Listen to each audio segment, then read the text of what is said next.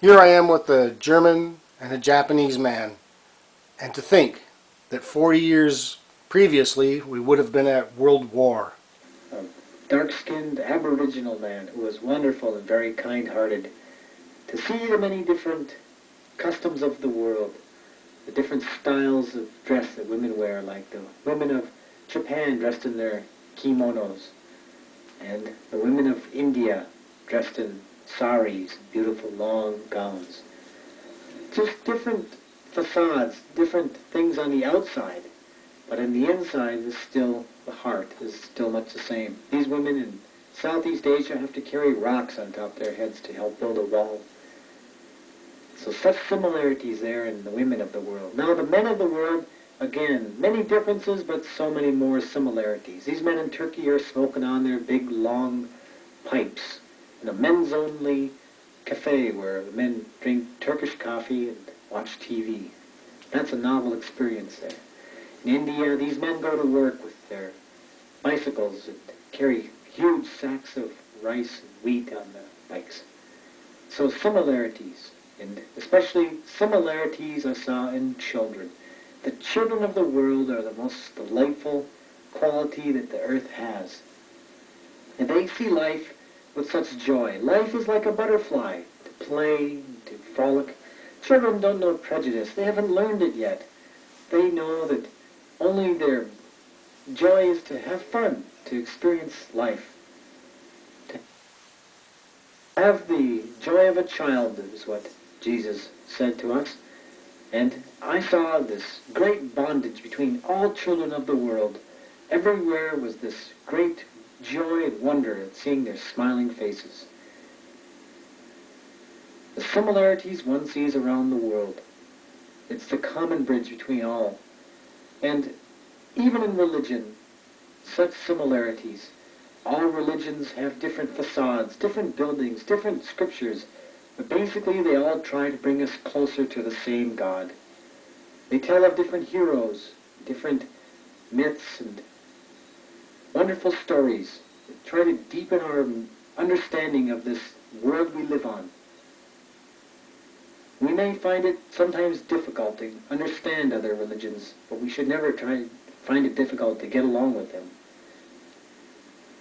If we all look towards the same spiritual force, the same spirit as what we are after, whether we are Indian or Chinese, Jew or Christian or Jain or Buddhist, we all still want to feel this subconscious part of our existence. We want our hearts to open up, become deeper and more profound with that nourishing feeling of being close to God. It seems to me that life itself and our experience with the earth and all of its creation is one of the more wonderful experiences of the Spirit. The bicycle became more than just a means of transportation. It was a key, a wonderful tool towards reaching out, opening up the heart line that lies out there in the world. I found it a wonderful tool to bridge what politics, what religion, and what sometimes prejudice cannot bridge.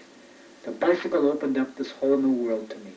And on the last day of my bike ride, I met this German cyclist. He was heading out from Los Angeles. He said to me, you know, most of the Californians are not very friendly. Oh, I assured him. I said, hey, listen, I'll tell you, you come on up to our town, and you'll meet some wonderful people up here. You know, and he was heading towards your town. I hope he does. I hope he stops in and meets you. After traveling 50,000 miles for 3 years, wearing out 42 tires, 12 chains, and putting a lot of memories underneath my belt, I returned back to Santa Barbara. I framed the bicycle up with all of the flags of every nation I visited, and I made my little whole world symbol. I wondered if it was all just a dream. Was it just another TV program? Was it just another video or a movie? Was it real? Did it really happen to me? And what snapped me out of it was this woman who came up to me and said, "Where are you going, traveler?" I said, Nowhere, ma'am. It took me 3 years and 3 months to get here. And so I had discovered what a wonderful world it is. What a great world we have to live on out here. And all of this planet is blessed with this beautiful forms of life.